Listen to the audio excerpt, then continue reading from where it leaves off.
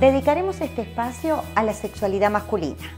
Para ello, le damos la bienvenida al doctor Jorge Diorio, director de Androclínica y cirujano vascular, quien nos informará sobre qué es la andrología y sobre la impotencia sexual o la disfunción eréctil.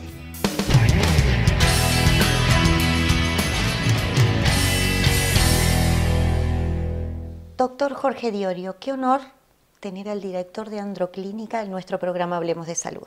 Muchas gracias, el honor es mío. Gracias por la invitación y un saludo para los televidentes. Doctor, me gustaría que me explicara de qué hablamos cuando nos referimos a una clínica andrológica. Bueno, para eso vamos a definir un poco la andrología y podemos decir que la andrología es la especialidad de la medicina que estudia las enfermedades propias del hombre, de la misma manera que la ginecología es aquella especialidad que estudia los problemas particulares de la mujer. Hoy en día la andrología a su vez se subdivide en lo que nosotros llamamos andrólogos funcionales y andrólogos reproductivos. Nosotros somos los andrólogos funcionales, o sea, los que estudiamos y tratamos las disfunciones sexuales masculinas, y después están nuestros colegas, digamos, los andrólogos reproductivos, que estudian los problemas de reproducción del varón. O sea, aquellos que intervienen, digamos, en las clínicas de esterilidad de pareja. Corríjame si estoy en algo incorrecto, pero los andrólogos también trabajan en conjunto, por así decirlo, con los urólogos en el caso de una consulta con algún problema a nivel sexual masculino. Es que la andrología podríamos decir que en realidad es una subespecialización de la urología o de la cirugía vascular. No es una especialidad de andrología fácil de encontrar o fácil de hacer. En Uruguay, por ejemplo, no existe como especialidad de andrología.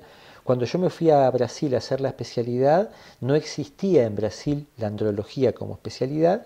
Y cuando fui en intercambio científico a una clínica en Milán, intercambio científico que era, digamos, estoy hablando de cuando nace la especialidad. Había cosas que nosotros en San Pablo manejábamos mejor que un equipo italiano, y ese equipo italiano manejaba algunas cosas dentro de la especialidad mejor que nosotros. Entonces buscamos hacer un intercambio científico en el cual durante 2 meses fui a Milán a especializarme, a mostrarles, digamos, lo que nosotros hacíamos mejor con el equipo de San Pablo y a aprender lo que los italianos hacían. Y bueno, y ahí me enteré, por ejemplo, que en Italia, en ese año, fue 1992, había habido, unos años antes, habían juntado, digamos, una cantidad de médicos que estaban interesados en hacer andrología como una subespecialización dentro de la urología, hicieron un curso y después no volvió a haber cupo. O sea, digamos, es una especialidad de la que hay muy pocos especialistas, que es difícil dictar los cursos, y bueno, es de los pocos lugares que sé en el mundo que se llegó a dictar como un curso formal, ¿verdad? Pero en realidad lo que somos o urólogos que se subespecializaron en la especialidad, o como en el caso que me es particular, yo lo que en realidad hice académicamente fue cirugía vascular y me subespecialicé como andrólogo. Doctor, comúnmente oímos hablar de la impotencia sexual.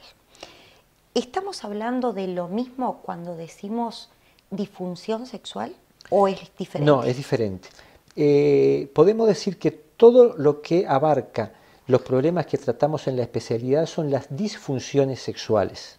¿A qué se refiere con esto? Disfunciones sexuales es un término creado en la década del 60, cuando Master y Johnson empiezan a estudiar los problemas sexuales, y en realidad ellos describen lo que se llamó en la posteridad, digamos, la respuesta sexual, tanto masculina como femenina. Ellos crean una curva que para todos nosotros esa curva es un poco el punto de partida de cuando damos una charla frente a universitarios o a médicos que no son especialistas, y en esa curva nosotros distinguimos básicamente los puntos: deseo sexual, excitación, orgasmo y resolución. Estos puntos son en realidad más o menos equivalentes tanto para estudiar la respuesta sexual masculina como femenina. Y en la respuesta sexual masculina esos puntos definen las 3 principales problemáticas que tratamos, que son los problemas del deseo sexual, de la eyaculación y de la erección. Entonces, ahí cuando hablamos disfunciones sexuales, ¿verdad? Estamos hablando de problemas a nivel del deseo, de la erección y de la eyaculación. ¿Y cuando se habla de impotencia? Cuando hablamos de impotencia, estamos hablando específicamente de la disfunción eréctil, o sea, en el punto de la curva de Master y Johnson, de las disfunciones de la excitación, ¿verdad? En el hombre hablamos de la disfunción eréctil, que se ha intentado sustituir, ¿verdad?, al término impotencia, por decir que el término impotencia es un término peyorativo. En la práctica, lo que nosotros vemos es que cuando hablamos de impotencia, todo el mundo sabe de qué estamos hablando. Y cuando hablamos de disfunción eréctil, mucha gente no entiende, no sabe diferenciar los alcances del término. Técnicamente podemos decir que es lo mismo. La disfunción eréctil es la nueva manera que se tiene de definir a la impotencia. La impotencia o disfunción eréctil está definido como la dificultad para conseguir, obtener y o mantener una erección con capacidad de penetrar y de terminar la relación sexual. Disfunciones sexuales es entonces un término más amplio, abarca la disfunción eréctil o impotencia, pero también las disfunciones eyaculatorias, como la eyaculación precoz, que es la más frecuente, pero que puede también abarcar la eyaculación demorada, la imposibilidad de eyacular y los problemas del deseo sexual. Doctor Diorio, en nuestro país, ¿qué prevalencia, qué porcentaje tenemos en este tema? Los problemas sexuales son altísimamente prevalentes. El término técnico usamos prevalencia, que es el término que utilizamos para hablar de los porcentajes, ¿verdad? ¿Altísimamente, doctor? Altísimo. Te puedo decir, toda esta temática fue considerada tabú durante mucho tiempo, no se hablaba de esto, ¿verdad?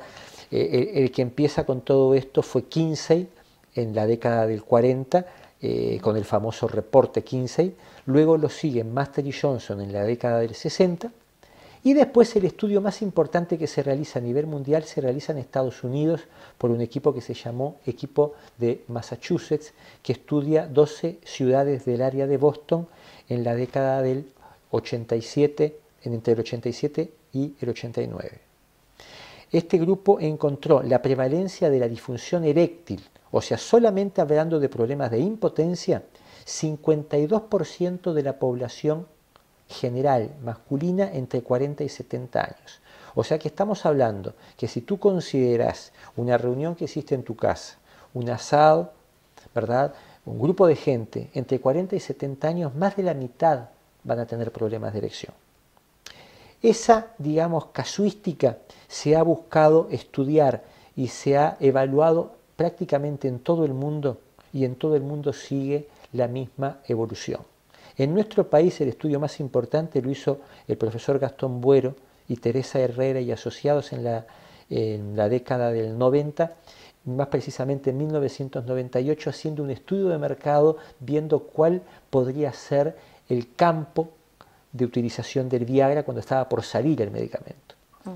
Y la cifra le dio 22%, pero porque el doctor Buero, para su evaluación, abarcó un campo mucho más amplio, o sea, no hizo de 40 a 70, sino de 20 a 70 años. ¿Por qué motivo el profesor Buero amplió el campo? Porque es una realidad que los hombres están consultando a edades más tempranas en todo el mundo por problemas de erección, y él dijo, ¿por qué vamos a considerar solamente de 40 a 70 años? Entonces él hizo un estudio, ¿verdad? Ese estudio abarcó todo lo que sería la zona metropolitana, lo que hoy conocemos por zona metropolitana, ¿verdad? Montevideo, Ciudad de la Costa,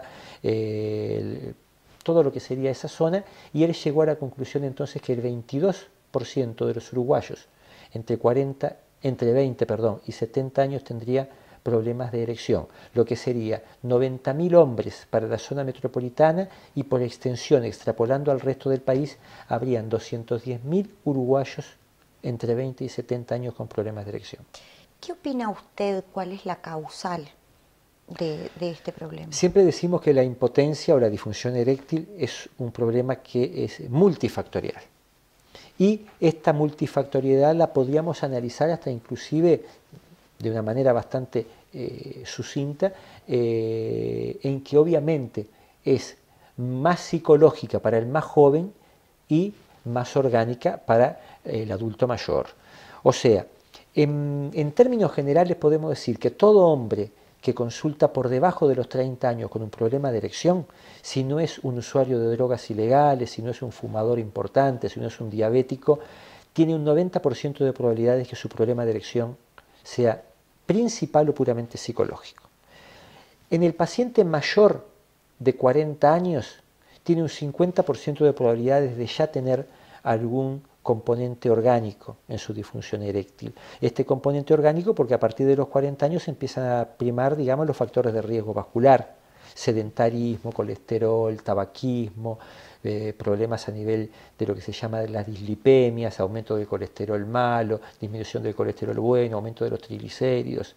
Todos esos factores, los mismos factores de riesgo que llevan a que una persona tenga un problema cardíaco, se le obstruya una arteria en el corazón y tenga un infarto, o tenga un problema vascular a nivel encefálico y tenga lo que la gente conoce como un derrame, llevan exactamente a que tenga un problema de erección de origen vascular.